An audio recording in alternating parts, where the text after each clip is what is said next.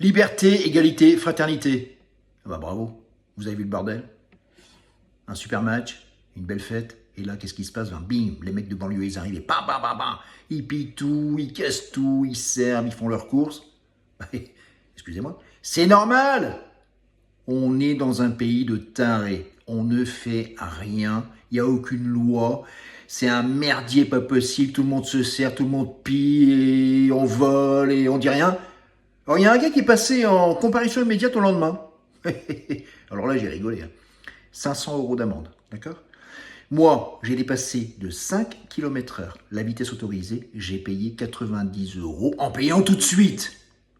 Incroyable, mais vrai. Alors, le gouvernement, on est dans la merde, etc. On ne sait pas comment faire, les retraites, sur qui on va taper. Bon, ok.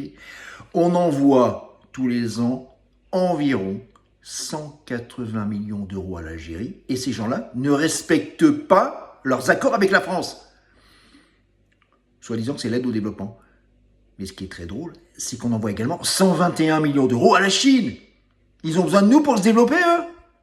Il y a un truc de fou, c'est un pays de tarés, c'est incroyable, mais vrai. Alors j'écoutais Jean-Yves Le Born, grand avocat, lui prône le retour à l'éducation, mais maître, c'est fini.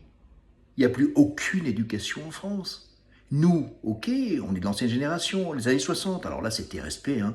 Bonjour madame, merci madame, non merci. Moi aujourd'hui j'aide les gens, je veux dire, je laisse ma place aux vieilles dames dans le métro, ok, mais ça n'existe plus. On a arrêté l'armée.